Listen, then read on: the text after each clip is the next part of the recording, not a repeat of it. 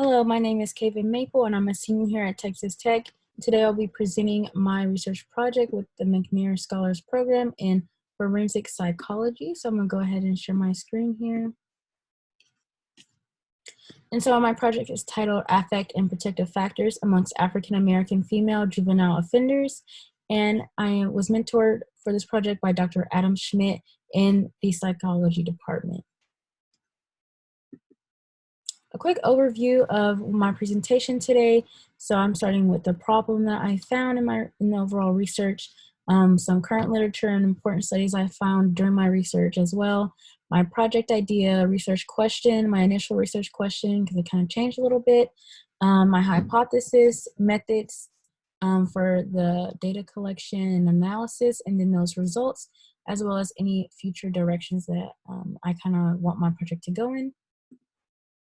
And so the problem that I found and that kind of inspired my project is that Black females are 54% more likely to be diagnosed with conduct disorder. And conduct disorder is an impairing behavior disorder in where adolescents engage in delinquent behavior to the point that it impairs their everyday life, their school, their family. It could be destruction of property, physical harm to themselves, others, animals, just a serious violation of rules outside of normal teenage rebellion, I guess you would say. And so I wanted to know why specifically Black females were more likely to be diagnosed with this disorder and why it's such a huge deal in their lives. And one of the first things that I turned to, of course, is mental health, because that seemed like the obvious answer. However, it's been proven multiple times over in the field of psychology that mental health has no correlation between criminal behavior. However, that theory, I hadn't find anything that tested that with African American female populations specifically. And while it's still likely that there isn't a correlation, I did find some interesting research. One looked at psychiatric disorders in youth and juvenile detention, done by Dr. Linda Teplin and colleagues. And it compared males and females overall, and it's also included African American females as well as other ethnic groups. But if you look between male and female specifically, I highlighted a few here. For a major depressive episode, you'll see that males were diagnosed 13% compared to females of 21%, which is a pretty big difference. And then conduct disorder specifically down here, 37.8% in males compared to 40.6% in females. While that may not be as big of a gap as the other one, I still think it's pretty significant. And, of these, affect disorder was more prevalent in young girls than in young boys, and 205 females from this study met criteria for a major depressive episode. And like I said, that's probably not a major reason as to why they recidivate and commit crimes and have conduct disorder and have criminogenic history. But I think if you look at the root of how those depressive disorders and affect disorders were developed, you can find something that correlates with criminal behavior. And so that led to me looking at protective factors. And protective factors are any type of biological, psychological, familial, community, physical thing that prevents substance abuse, crime, criminogenic risk, any risk behavior. So anything outside of what we consider successful. And I think this was important to look at because a study that I found that saw that Black girls were significantly more likely than white girls to live in a disadvantaged neighborhood, and that witnessing neighborhood violence in those type of bad communities is associated with recidivism into the justice system for Black girls. And living in a good neighborhood is definitely a protective factor. So here's a little bit more about that study. You have your four populations here up top that they looked at: female-headed households, people that are unemployed households, public assistance households, and households above the poverty line. So those are the type of families that you find in disadvantaged neighborhoods, or rather the type of families that have to live in disadvantaged neighborhoods. And I made like a little graphic here. You can see how that type of risk factor leads to being able to witness neighborhood violence and leads to criminal recidivism. And this was done by Dr. Shohan and his colleagues. And so, you know, if these girls were in a better neighborhood, then that protective factor of having a safer community would moderate the relationship between environmental stressors and cause resilience in youth to make better decisions and not get involved with criminal behavior. And then we also have a chart here that kind of looks at it a little bit differently with statistics, because that chart is a little bit hard to read. But you see here, it has neighborhood disadvantage as a pathway to recidivism into the justice system, as in committing multiple crimes. And this is all a sample of all females. And you'll see that Black females, this pathway for them was 28%, while white females, it was 23%. So I think another significant difference. And again, I wanted to know why. So led to my project idea. I wanted to explore how mood and criminogenic risk and protective factors related to one another, and how it affected the lives of African American females. And so my initial research question was, is the relationship between mental health symptoms of depression and criminogenic risk among Black and African American juvenile female offenders mediated by protective factors? And you'll see a little bit later how this question kind of transformed and changed a little bit once I got to the data collection part. And before I get into that though, my hypothesis, I hypothesized that Black girls with more protective factors will have less or no symptoms of depression, and that Black girls with little or no protective factors will have more symptoms of depression. And I also predicted that Black girls with little or no protective factors would be reoffenders. And so my methodology for the study was I used data from the PACT file, which is the Positive Achievement Change tool from Southeast Texas.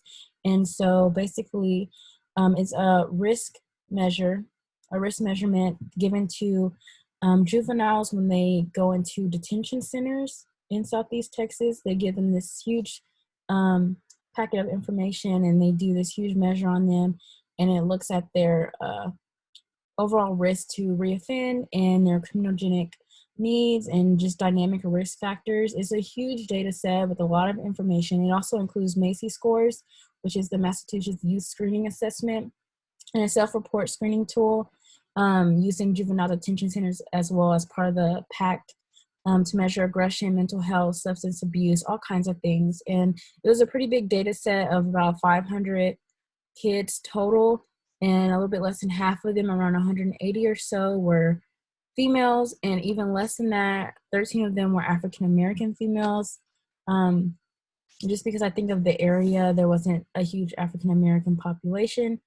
And so because of that, I kind of had to change my research question a little bit, because the sample of African American females, my specific population that I was looking at, was so small that I wasn't able to do a mediation, but I did look at some correlations and I found some interesting stuff. So we can get into the data itself. And I also have a sample of what the data looks like. You can see the youngest here is like 12 or 13. There's no one over 18 because then that's not juvenile, but you can see how many times they've recidivated. If they have recidivated, their criminal history score, their risk level score to engage in criminal behavior again or to enter the justice system again. The Macy scores here, you can see their alcohol use, depression, suicidal ideation. There's also reasoning on there, tons of other stuff. And then you can also see the types of crimes. I wanted to include that because, like I said, conduct disorder is something that's more serious. And when we talk about criminogenic behavior, it's not, low petty crimes. It's something that's pretty serious. You see felonies and misdemeanors on here, gang affiliations. and those types of crimes. So getting into the analysis, my first correlation was between depression symptoms and protective factors. So I pulled out these specific data, so like the Macy score for depression symptoms, the total internal and protective factors, those scores, and I pulled those out and did a bivariate correlation on them. But you can see that with these two, comparing these two, that in those 13 girls, that a negative correlation of 46.9% came out. And basically what it means is that Black girls with higher scores of depression have less protective factors, which made sense. If you are having, struggling with mental health and affect disorders, it's more likely that you don't have protective factors, such as a good neighborhood, as I mentioned before, or, having both parents in the household, struggling with food security because you live below the poverty line to protect you from mood disorders and depression. The next one was a correlation between criminal history and depression symptoms. So for this one, there was a negative correlation of 21.9%. So it means that Black girls with more criminal history have less depression symptoms, which is expected. Like I said before, it's already been proven that there's no real correlation between criminal history and like depression and affect disorders.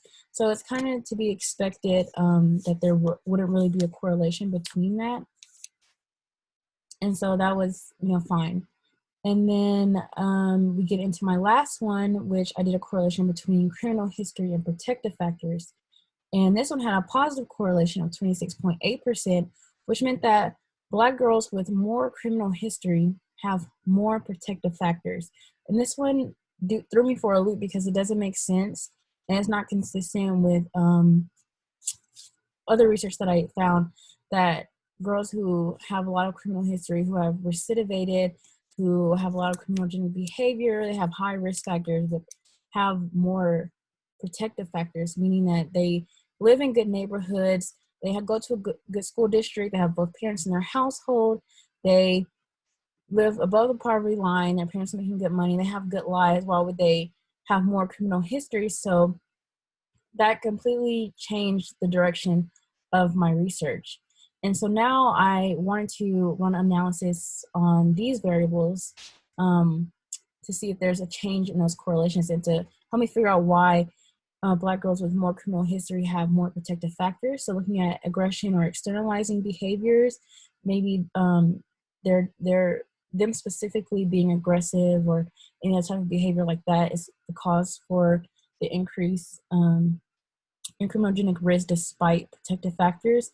Also looking at internal versus external protective factors specifically. So their mental health versus having a good neighborhood, or a learning disorder versus, having everything set up to be a successful adolescent. Like how would that difference affect their criminogenic risk? And then I looked at criminogenic history in my data. I didn't necessarily test for criminogenic risk. So I just looked at like the history of them recidivating and being involved with the justice system, and looking at what they've done in the past, not necessarily their risk score. So I think if I maybe tested that, would be a little bit different. And so I have a few new research questions. Do African American girls with high or low protective factors have differences in their criminal history, or criminogenic risk or history? So looking at a difference within the population itself. Are protective factors really protective for African American girls? And is there an intersectionality between race and protective factors? And how does that relate to the criminogenic risk or depression symptoms? So, what's protecting white girls from not being diagnosed at 54% more likely to have conduct disorder, or more likely to experience violence and all of that? What's the difference there? I think it's a race-specific difference. So race-specific protective factors would have a big difference on the data. And also there are externalizing behaviors associated with criminogenic history or risk, like I said before. And I think just having a small data sample made it kind of hard to answer all the questions that I wanted. But I think I have some interesting research questions for the future. So I just want to give a special thanks to my mentor in the McNair program for helping me and supporting me, and here are my references. And thank you for watching my presentation.